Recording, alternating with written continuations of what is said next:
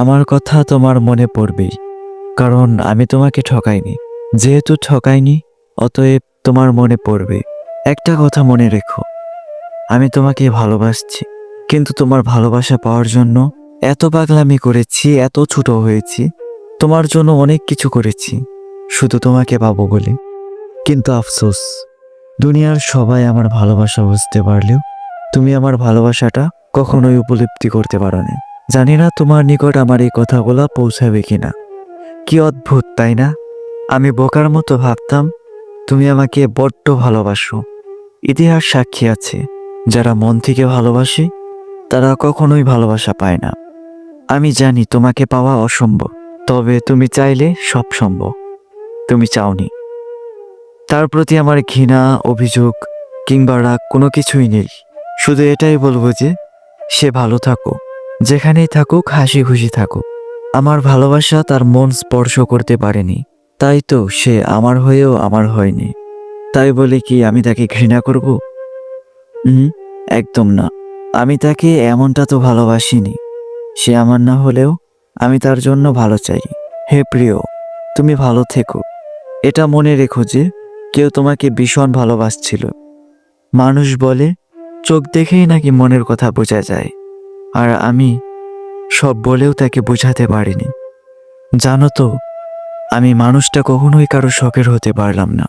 আমাকে ছাড়াও যেমন মানুষ দিব্যি ভালো থাকতে পারে, ঠিক সেভাবে আমাকে ছাড়াও মানুষ বাঁচতে পারে। আমাকে ছেড়ে গেলেও কারোর কোনোদিন ক্ষতি হয় না। আমার সাথে কথা না বললে কারোরই মন খারাপ হয় না। আমার মধ্যে বিশেষ কিছু নেই। আমি সবার সাথে তাল মিলিয়ে চলতে পারি না। আর আমি এটাও জানি যে একদিন সবাই আমাকে ছেড়ে চলে যাবে। আগেও বলেছি, এখনো বলছি, অনেক বছর পর একই কথা বলবো। অনেক ভালোবাসে তোমায়। কেউ পেয়ে মূল্য দেয় না, আবার কেউ হাজার চেয়েও পায় না। আমি চাই তুমি থাকো, আমার হয়েই থাকো, অনেক দিন ধরে থাকো। এই ধরো আমার মৃত্যুদিন পর্যন্ত।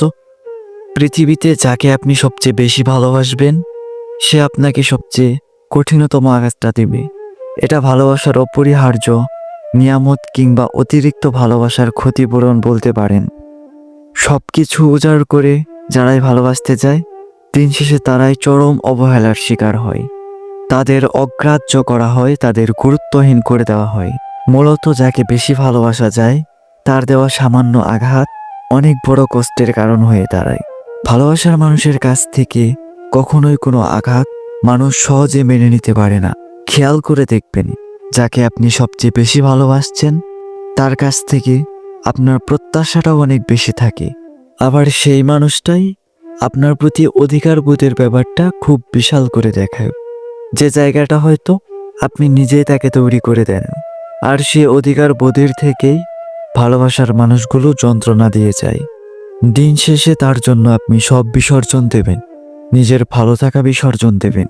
সে একটা সময় পর সবকিছু অস্বীকার করবে আপনার ভালোবাসার বিনিময়ে। ভালোবাসা তো দূরের কথা, যে যন্ত্রণাটা আপনাকে দিয়ে যাবে, সে যন্ত্রণা আপনাকে মৃত্যুর আগ পর্যন্ত ভোগাবে। মিলিয়ে নেবেন কথাটা। পৃথিবীতে যারাই কাউকে সবকিছু দিয়ে তাকে ভালোবাসে, সেই ভালোবাসার মানুষটাই হয় তার জীবনের সমস্ত যন্ত্রণার কারণ। কারণ ওই যে বললাম, ভালোবাসার মানুষের দেওয়া সামান্যতম আঘাতটুকু বড়সড় প্রভাব ফেলে আমাদের জীবনে। খারাপ সময়ে একাকিত্ব বা হতাশার জন্য দায়ী কেবলমাত্র এই নিঃস্বার্থ কিংবা পাগলের মতো ভালোবাসার মানুষগুলো। আর আপনি আজ নিজে আপনার এই অবনতির জন্য দায়ী, আপনার এই সমস্ত দুঃখ কষ্টের জন্য দায়ী। কেন ইমোশন কন্ট্রোল করতে পারেননি? কেন এতটা সহজ করে দিয়েছিলেন নিজেকে তার প্রতি? কেন? আজকে যদি জবাব খুঁজে পান, তাহলে আপনার যন্ত্রণাটা কিছুটা লাঘব হবে।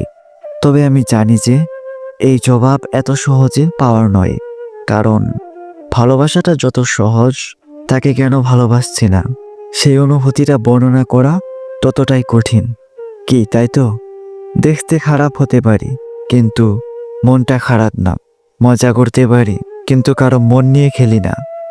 মনের টান থাকলে কখনোই বিচ্ছেদ হয় না। স্বপ্ন দুজনের থাকলে সেটা কখনোই অপূর্ণ হয় না। কখনো আমি কাউকে ব্যবহার করিনি। যতটা ভালোবাসা আমি দিয়েছি, ততটা ভালোবাসা আমি পাইনি। কারোর আমার অভাব অনুভব হোক, হয়তো স্রষ্টা আমায় এমনটা বানায়নি। জীবন থেকে একটা জিনিস শিখলাম, চাইলেই কারো প্রিয় মানুষ হওয়া যায় না। আমি ভালোবাসা প্রকাশ করে দেখেছি, কিন্তু কেউ আমার ভালোবাসার মূল্যায়ন করেনি। আমি অভিমান করে দেখেছি, কিন্তু কেউ আমার অভিমান ভাঙাতে আসেনি। আমি কান্না করে দেখেছি, কেউ আমার কান্নার সান্ত্বনা দিতে আসেনি। আমি হারিয়ে গিয়ে দেখেছি, কেউ আমার খোঁজ নিতে আসেনি। আসলে আমি অনেক একা।